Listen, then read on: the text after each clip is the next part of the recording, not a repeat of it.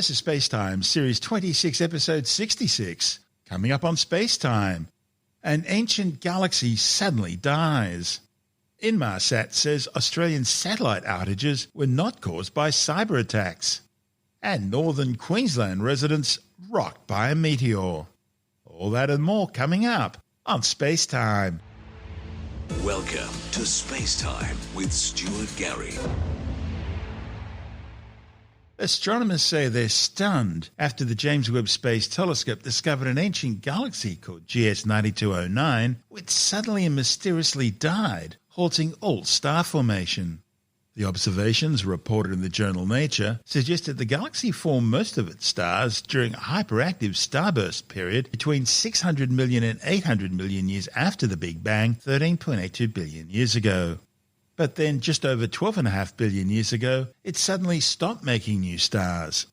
In fact, when the team observed it at 1.25 billion years after the Big Bang, no star formation had taken place in the galaxy for around 500 million years. The findings are surprising because here in our local universe, most massive galaxies take billions of years to shut down star formation. Despite being around 10 times smaller than the Milky Way galaxy, GS 9209 has a similar number of stars. These have a combined mass of around 40 billion times that of our Sun, and were all formed rapidly before star formation in the galaxy suddenly stopped. Analysis also shows that, like most if not all galaxies, GS 9209 contains a supermassive black hole at its centre. But interestingly, it's around 5 times larger than what astronomers might anticipate for a galaxy of that size. And that could be the key. Astronomers think that this supermassive black hole could be responsible for the sudden shutdown of star formation. If correct, the discovery provides new insight in the processes involved in the early universe's star formation and the role which supermassive black holes have in halting that formation. You see, the growth of supermassive black holes release huge amounts of high-energy radiation. And that can heat up gas, preventing it from collapsing, and also push gas out of galaxies altogether. Either way, you end up not having the feed material needed for stellar formation. And so this could have caused star formation in GS 9209 to stop. Webb's already shown that galaxies were growing larger and earlier than science had ever suspected. But this new work is giving scientists a really detailed first look at the properties of these early galaxies, charting in detail the history of galaxies like GS 9209, which managed to form as many stars as our own Milky Way just 800 million years after the Big Bang. This is SpaceTime. Still to come, Inmarsat says a satellite outage which affected much of Australia wasn't caused by cyber attacks. And the residents of North Queensland treated to a spectacular meteor shower. All that and more still to come on SpaceTime.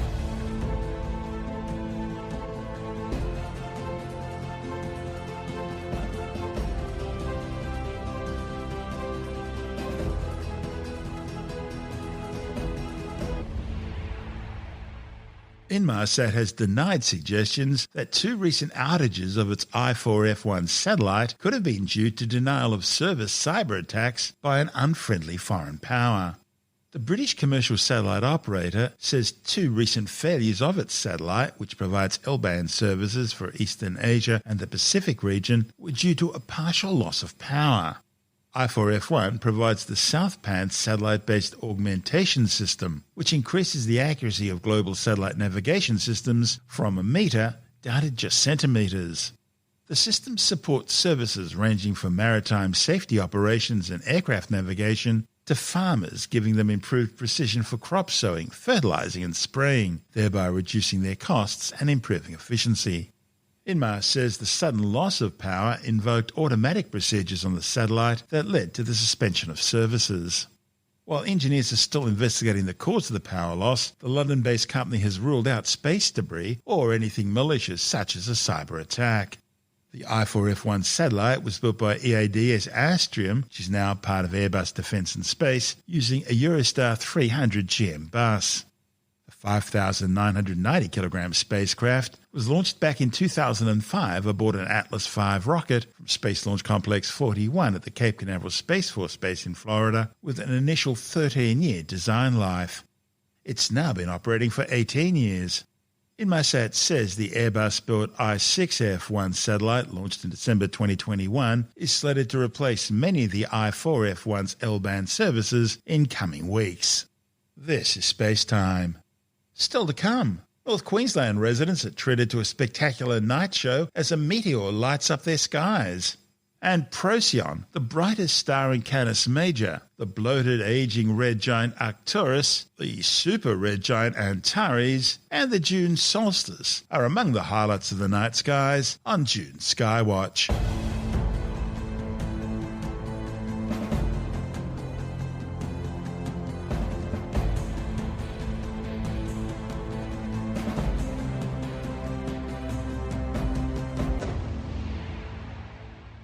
Queenslanders are on the hunt, searching for meteorite fragments from a meteor which lit up the night skies of northern Queensland last week. The meteorite space rock flashed across the sky with a glowing green light seen from as far south as Mackay, north to Cairns, and as far west as the Gulf of Carpentaria. Sightings were reported across the state, with hundreds of people taking to social media to share videos. Astronomer Brad Tucker from the Australian National University says the meteor was estimated to have been between half a metre and a metre in size, and it would have been travelling at 100,000 to 150,000 kilometres an hour. Citizen scientists are now searching the outback for its landing site, with the tiny Gulf town of Croydon ground zero. That's because a sonic boom was felt by local residents at that location, suggesting the meteor could have landed near the town. The sonic boom itself would have actually been generated by shock waves as the meteor hit thicker layers of atmosphere and began fragmenting. While most of it would have burnt up, some larger fragments may have made it all the way down to the ground. Tucker says he's fairly certain the fireball was caused by a meteor rather than space junk because meteors have a characteristic look. They're a bright, solid light, and they often have a blue or green colour. Tucker says a significant fraction of this meteor would have had bits of iron and nickel in it, and it's that which would have caused it to glow blue-green. This is SpaceTime.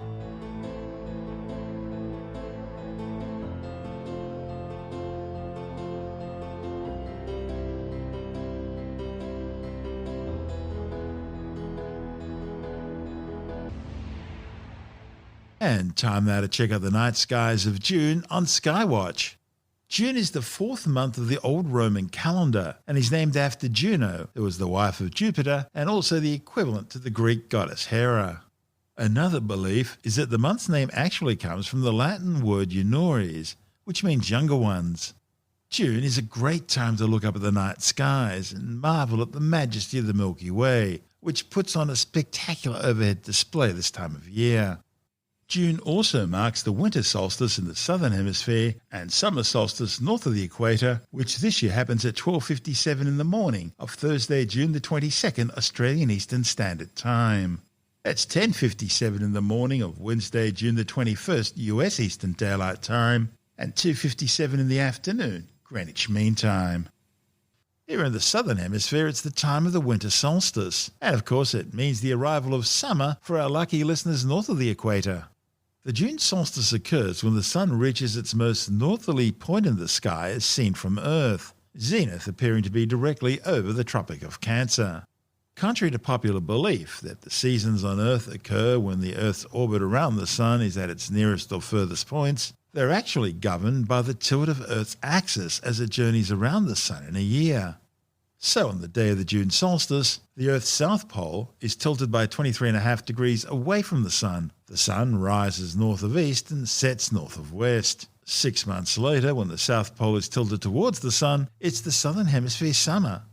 And in between, we have the autumn and spring equinoxes. Almost overhead this time of year, we have the constellation Virgo. The constellation's named after Virgo, the goddess of justice and the harvest in ancient Greek mythology, who used her scales to weigh good and evil. However, she became so disenchanted with the evil deeds of men, she threw away her scales and retreated to the heavens. Interestingly, the ancient Egyptians also associated Virgo with agriculture.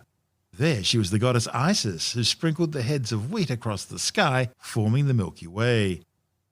To science, Virgo is a tightly packed region of space containing some 2,000 galaxies, all gravitationally bound into a gigantic galaxy cluster, located some 60 million light-years away, of which our local group of galaxies is simply an outlying member.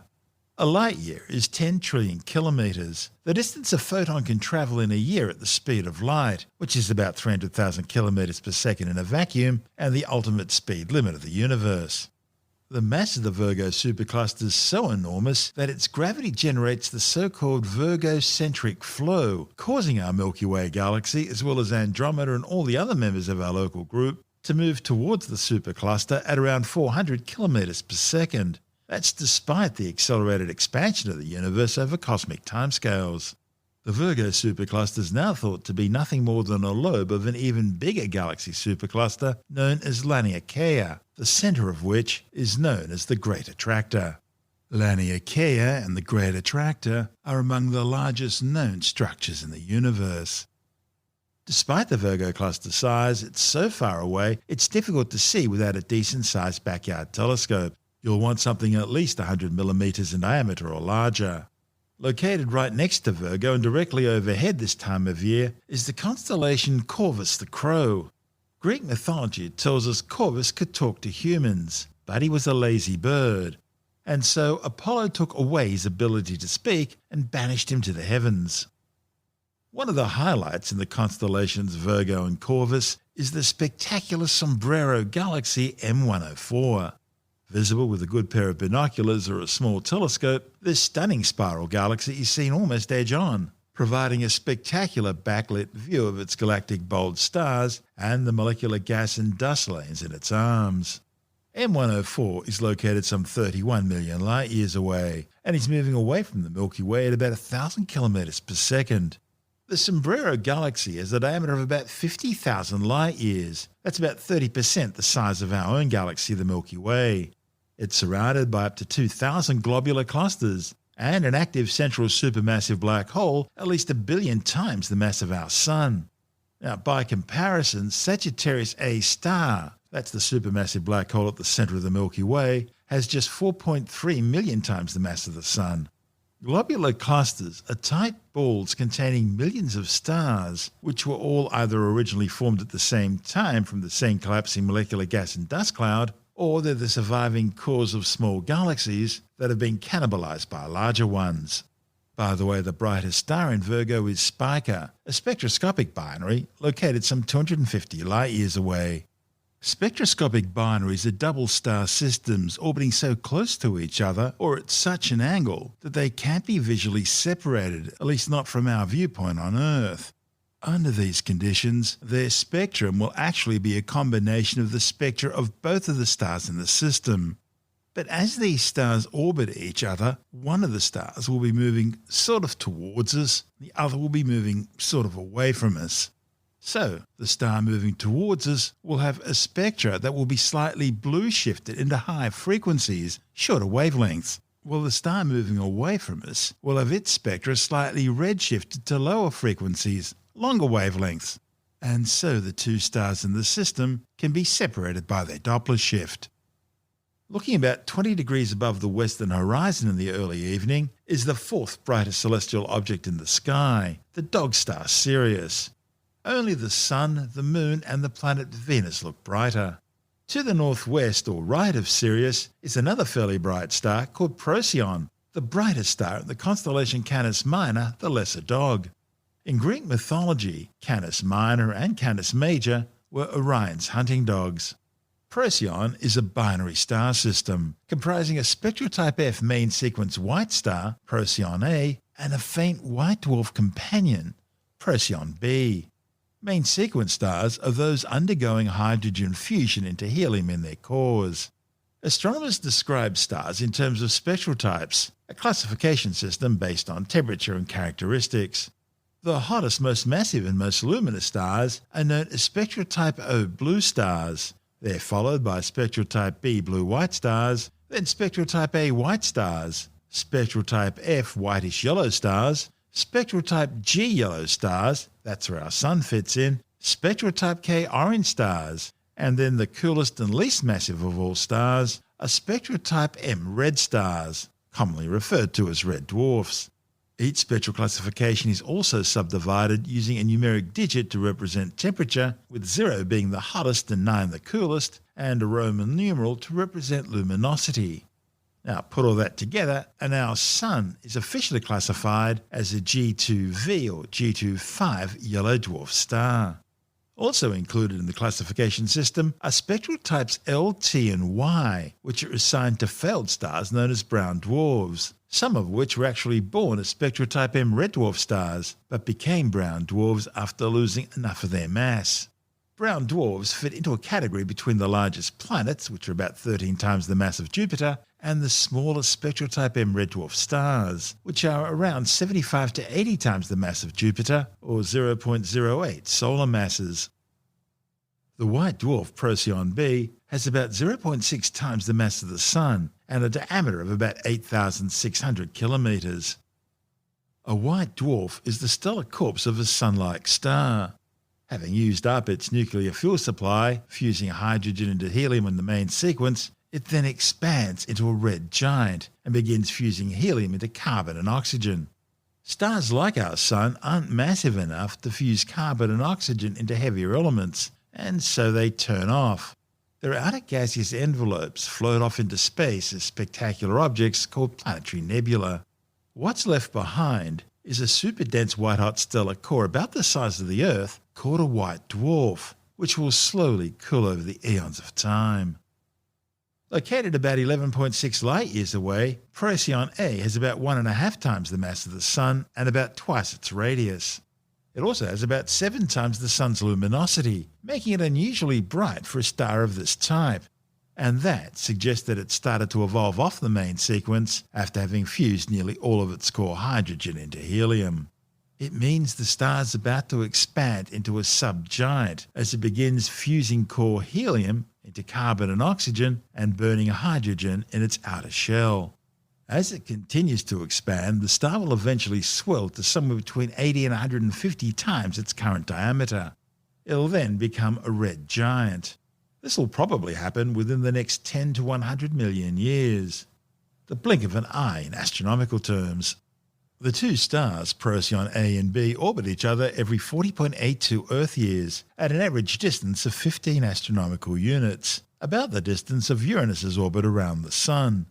An astronomical unit is the average distance between the Earth and the Sun, which is about 150 million kilometres or 8.3 light minutes. Looking to the north-northwest now, and you'll see the constellation Leo the Lion, looking like a bunch of stars shaped like an upside-down question mark.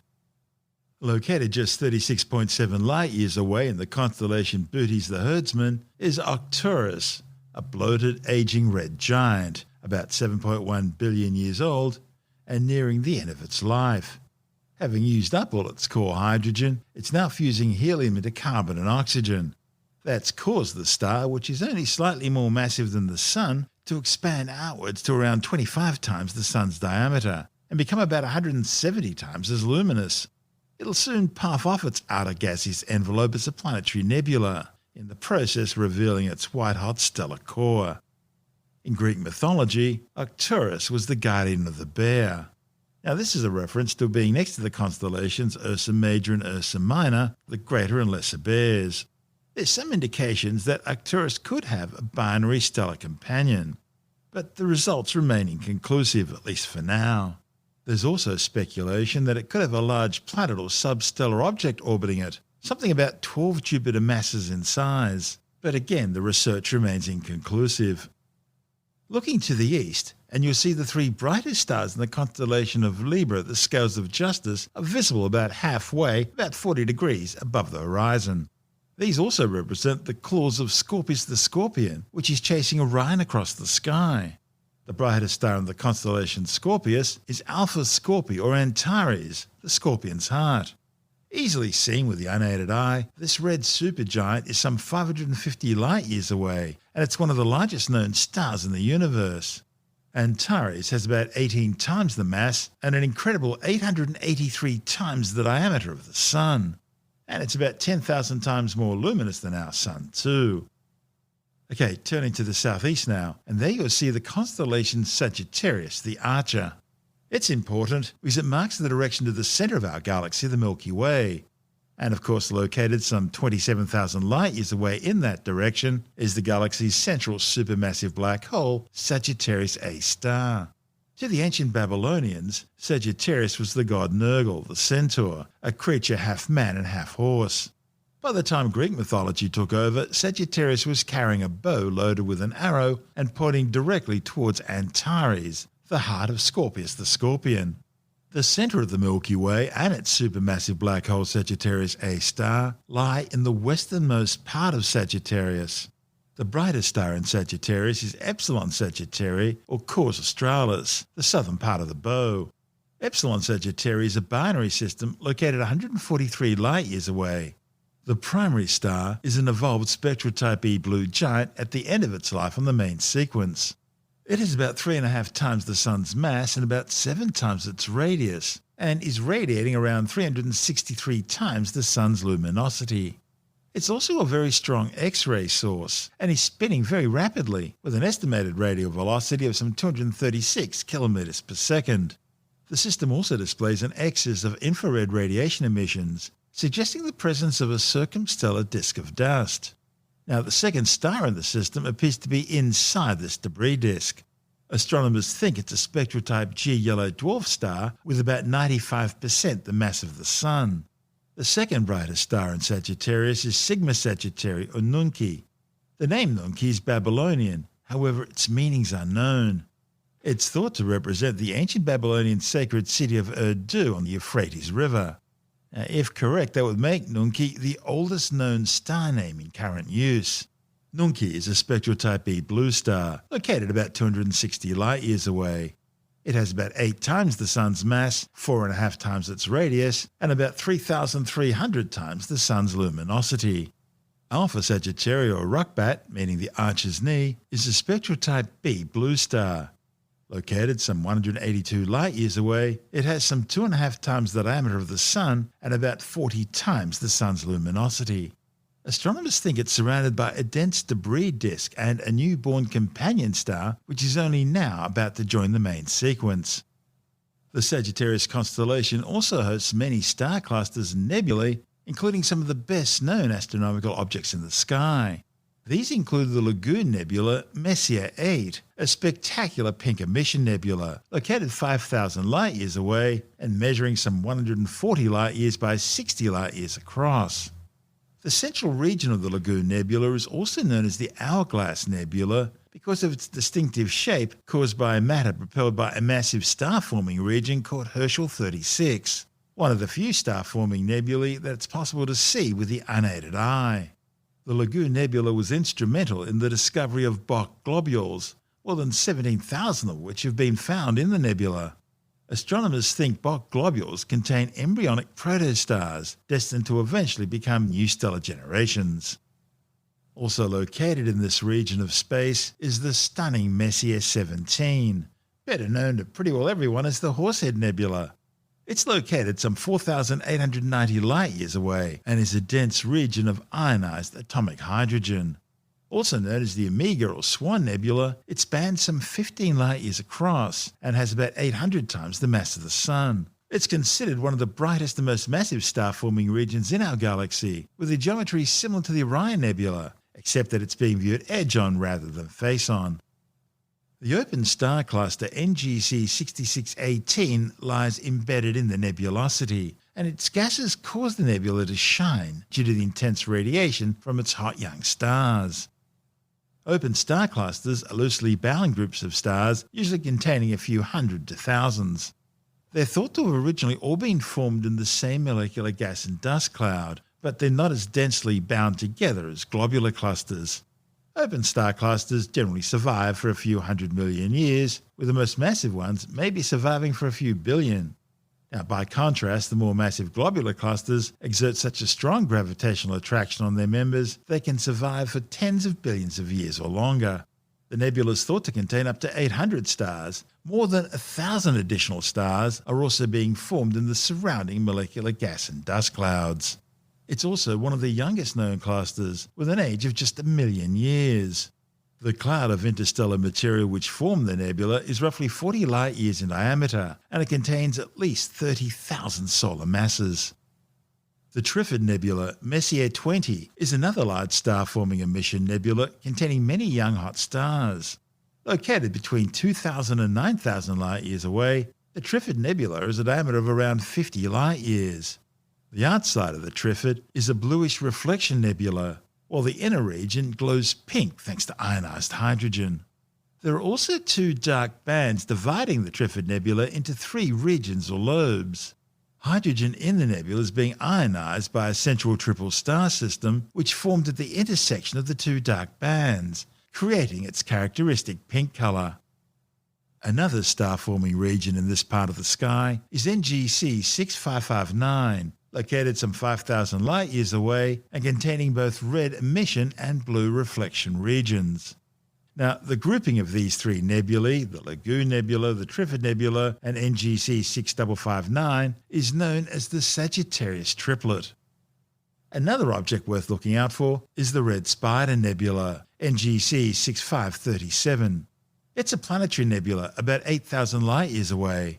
It has a prominent 2-lobed shape that could be due to a binary companion or simply magnetic fields, and it has a fascinating S-shaped symmetry, with the lobes opposite each other appearing similar.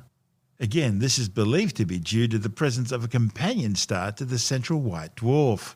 As for the central white dwarf, the remnant of the original star, it produces a powerful 10,000-degree hot, 3,000 km per second stellar wind, which is generating 100 billion kilometre high waves from supersonic shocks formed as the local gas is being compressed and heated in front of the rapidly expanding lobes. Atoms caught up in these shocks are radiating invisible light, giving the nebula its unique spider-like shape and also contributing to the nebula's expansion. The star at the centre of the Red Spider Nebula is surrounded by a dust shell, making its exact properties hard to determine. Its surface temperature is probably somewhere around 250,000 degrees, although a temperature of up to 500,000 degrees can't be ruled out, which would make it among the hottest white dwarf stars known. Now, looking directly south right now, you'll see the star Polaris Australis, or more accurately Sigma Octantis. It's the nearest star to the southern celestial pole, and consequently the counterpart to the northern star Polaris. However, Sigma Octantis is far harder to see than Polaris because it's much fainter. Located some 270 light-years away, it's an orange giant reaching the end of its life. Now, turning to the southwest and just above the horizon, you'll see the star Canopus. It's the second brightest star in the night sky after Sirius. Canopus is located some 310 light-years away and is the brightest star in the constellation Carina the Keel.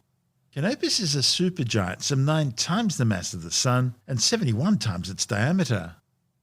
The month of June also marks the first of 2 annual encounters with the Taurids meteor shower. The Taurids are generated as the Earth passes through the debris stream created by the comet 2P Encke, which itself could be part of a larger comet which broke apart about 20,000 to 30,000 years ago, most likely following numerous interactions with the powerful gravitational field of the planet Jupiter. As their name suggests, the Taurids' radiant, or apparent point of origin, is in the constellation Taurus the Bull. The Taurids meteor shower is made up of largeable massive material. Think of pebbles instead of dust grains. Earth passes through this stream twice every year, once in June, then again in October, where it's called the Halloween fireballs. The Taurids releases material both by normal cometary activity and also occasionally by close encounters with the tidal gravitational force of the Earth and other planets. Now, all this combines to make the Taurid stream of material the largest in the inner solar system. And since the meteor stream is rather spread out in space, the Earth will take several weeks to pass through it, causing an extended period of meteor activity compared with the much smaller periods of activity for other meteor showers. Now, included in the Taurid stream is a denser flow of gravelly meteoroids called the Taurid swarm. It's thought to be a ribbon of rocks roughly 75 million kilometres wide by 150 kilometres across and held in orbit by Jupiter's gravity. Now, occasionally the Earth will pass through some of the larger meteoroids in the denser Taurid swarm, and that can make things rather interesting on Earth. In fact, one of the larger chunks of the Taurid swarm is now thought to have been the cause of the infamous Tunguska meteor event in the skies over Siberia on June the 30th, 1908. The Tunguska event is now believed to have been the airburst of a 100-metre wide meteor over the Tunguska region of Russia, causing mass devastation and flattening more than 2,000 square kilometres of forest into matchsticks. In fact, the blast was so bright it lit up the skies in London a third of the way around the planet. Tunguska remains the largest known Earth impact event in recorded history. It was considered a 1-in-1,000-year event, assuming a random distribution of events over time. But new studies suggest the event may have been caused by a Taurid swarm meteor. And with Earth passing through the swarm periodically, it changes the odds significantly. Now, if this study is correct, the swarm heightens the possibility of a cluster of large impacts on Earth over a relatively short period of time. Further complicating matters, the June Taurids are actually seen as two separate showers. The southern Taurids are the ones associated with the comet 2P Encke, while the northern Taurids originate from the asteroid 2004 TG10, an eccentric kilometre-wide asteroid classified as a near-Earth object and a potentially hazardous asteroid of the Apollo group. Jonathan Nally is the editor of Australian Sky and Telescope magazine. He joins us now for the rest of our tour of the June night skies. G'day, Stuart. Well, yeah, it's June, so for us in the southern hemisphere down here where I observe from, we've got the galaxy, our Milky Way, stretching across the sky from the east to the west at this time of year in the sort of early evening when it's nice and dark down here because it's winter time. So, yeah, Milky Way stretching all the way across the sky from the east to the west. We've got the Southern Cross down there in the south. It's about two-thirds of the way up from the horizon, from the southern horizon, and standing pretty much upright. It looks a bit like a kite, so it's pretty easy to see because most of its stars are nice and bright. Over in the west, just above the horizon, you've got the brightest star in the night sky, Sirius, but it's about to disappear. It'll give it another few weeks and it'll be below the western horizon after sunset, so it'll be gone for this season. Around to the left of Sirius, in the sort of southwestern part of the sky, we've got the second brightest star in the night sky. That's called Canopus, and it's in the constellation Carina. If you're in a dark location with clear skies and you can get a good view of the southern horizon, have a look to the south and see if you can spot the two Magellanic Cloud galaxies. Now, these galaxies are quite large, but they're very faint. They look like dull smudges or clouds. That's why they call them Magellanic Clouds, because Magellan spotted them and thought, oh, what are those clouds up there in the sky? And they didn't move, so obviously they're not clouds. They're actually galaxies, tens of thousands of light years away from it. So they are the nearest sizable galaxies to our own. So if you've got some good dark skies, as I say, you can look down to the south and see if you can spot these two galaxies. One's bigger and one smaller. You've got the large Magellanic Cloud and the small Magellanic Cloud. Up in the northern half of the sky seems a little bit bare this time of the year, but there's a couple of bright stars. There's a bright star called Arcturus, which can be seen about halfway up from the northern horizon. Much higher, almost overhead, in fact, there's another bright star called Spica. Now, Arcturus is a red giant star that's a couple of billion years older than our sun. It's the same mass as the sun, but it has ballooned up to be about 25 times bigger because it's older.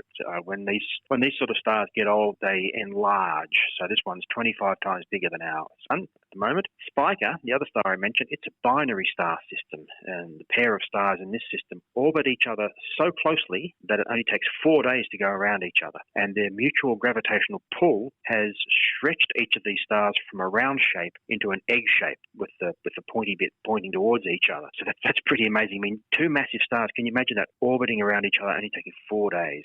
It's honestly, some of the things that are out there in space are pretty mind-blowing, and we live in a, fortunately, very sedate, quiet solar system where these sort of things don't happen. Otherwise, we might be in trouble. Now, as the night goes on, you'll see that things have changed as the Earth is turning. By midnight, as I say, Sirius is gone in the west. In the north, we've got the bright stars Vega and Altair have appeared, and down in the southeast, we've got a star called Achernar, which is a star that's at the end of a really long constellation with no other bright stars around it, so it sort of sticks out like a sore thumb, so it's pretty easy to spot. And the Milky Way, which was stretching from east to west across the sky, is now stretching basically from north to south. That's because the Earth has turned on its axis. So things that were below the horizon a few hours ago have now come up into view over the eastern horizon, and things that were visible in the western sky are disappearing from view as they go down below the western horizon. Now let's look at the planets. The innermost planet, Mercury, is pretty much out of view at the moment. You really won't have any chance of spotting it. Because Mercury orbits so close to the Sun, it doesn't appear very far from the Sun in the sky when we have a look at it. Start that again. Because Mercury orbits so close to the Sun, it doesn't appear very far from the sun when we look for it in the sky.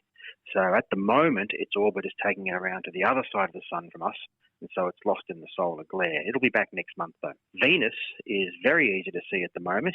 If you go out and look to the west after sunset, you just won't miss it, unless you've got cloudy skies. But if you've got nice clear skies, you'll just see this big, bright, bold, star-looking thing. But that's the planet Venus, and you won't mistake it for any other stars around because it is much brighter than them. It's the biggest, brightest thing that's out there other than the moon. The thing about planets, they don't twinkle like stars do in the night sky, do they? They don't twinkle like stars when they're a reasonable elevation above the horizon. The common explanation for that is that stars are so far away that they are effectively a point. They're effectively a tiny point of light. And that light that's coming in through our atmosphere gets disrupted and disturbed and broken up by the air currents in our atmosphere. Whereas the planets, even though they appear to be tiny dots of light as well, they do actually have a discernible size, and that helps to sort of compensates for the twinkling effect. But if the planet is way down low, like just above the horizon, then they do seem to twinkle. They can seem to twinkle. There have been plenty of instances. I mean, I had a friend ring me up one night and said, there's this red light. I've been going out every night, and there's this red light out over the ocean from where I live, and it's winking and blinking, and I don't know what the Air Force is doing out there, or a UFO, or whatever it is. So I quickly checked my software, and I said, mate, that's Mars. And because it's so low down on the horizon, it's having to shine through more atmosphere sort of coming sideways towards us than it would if it was directly overhead where you're going through less atmosphere. So yeah, the planets can twinkle if they're low down, and it leads to all sorts of UFO reports and other things. And also, not so much a twinkling effect, but people have been startled, for instance, by Venus.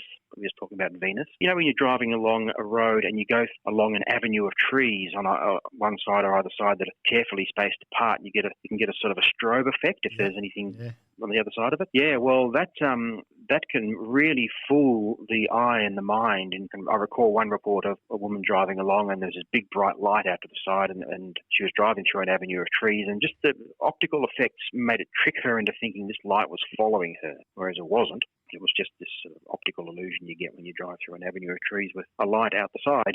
And it's very easy to be fooled by things you're not expecting to see, and if you don't quite know what they are. That's why we do have a lot of so-called UFO reports. Now, Venus. Okay, we're talking about Venus, but up higher than Venus, if you go out and look for Venus, you can't miss it. Big, bright, white thing.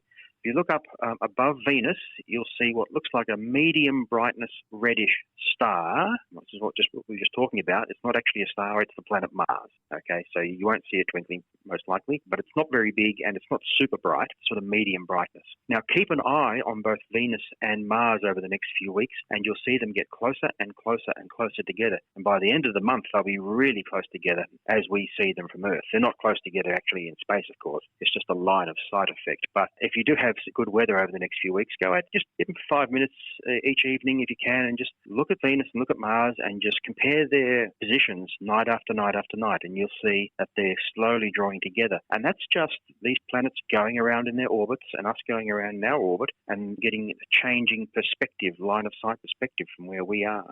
So you can actually really, not seeing it in real time as such, but if you call night after night real time, I guess you can say that night after night we're seeing in real time the dance of the planets around the sun. So that's really fun to do, particularly take one of your kids outside and say, look, that's Venus, it's Mars, and let's go out like either a couple of nights from now or next week and see how they've changed. It really is quite nice to see that the things up in the sky are not static, or some things are not static at least. The planets do move. A nice after dinner walk. Yeah, when you're out walking the dog or whatever, just look up. Most people don't look up too much, So just look up and have a look at the sky, and you see there's lots of good things to see. One of which will be Saturn. Now, Saturn can be seen rising over the eastern horizon about an hour before midnight, start of June. And take a look on the 10th of June, if you're having trouble spotting which one is Saturn, and you'll see that the moon is very close to it. So if you go out and see the moon, you can't miss the moon. The bright star, in inverted commas, near it is actually the planet Saturn. It has a slightly yellowish sort of tinge.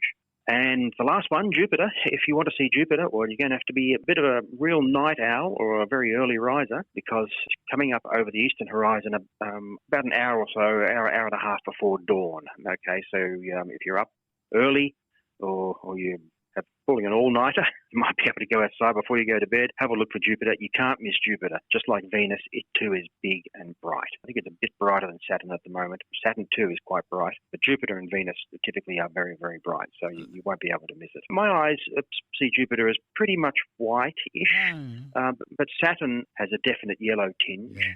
Mars is definitely a ruddy reddish orange.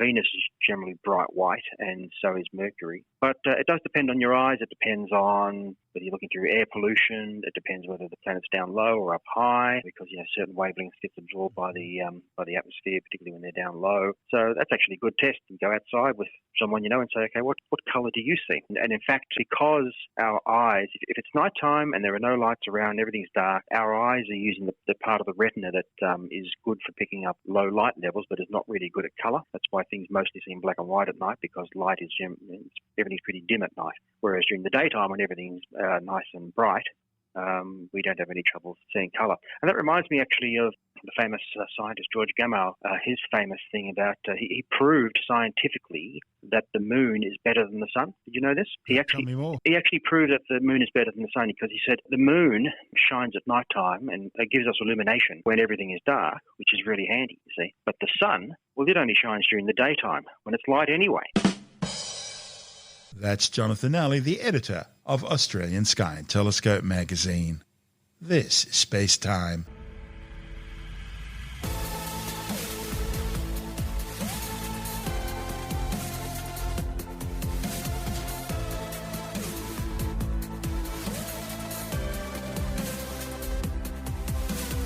And that's the show for now. SpaceTime is available every Monday, Wednesday and Friday through Apple Podcasts, iTunes, Stitcher, Google Podcast, Pocket Casts, Spotify, Acast, Amazon Music, Bytes.com, SoundCloud, YouTube, your favourite podcast download provider, and from spacetimewithstuartgary.com. SpaceTime's also broadcast through the National Science Foundation on Science Zone Radio and on both iHeartRadio and TuneIn Radio.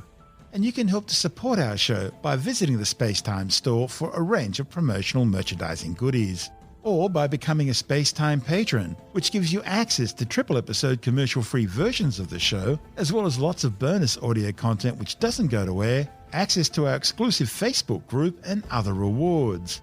Just go to spacetimewithstuartgary.com for full details.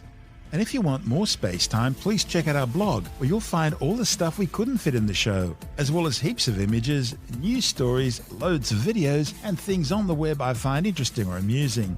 Just go to spacetimewithstuartgary.tumblr.com. That's all one word, and that's Tumblr without the E.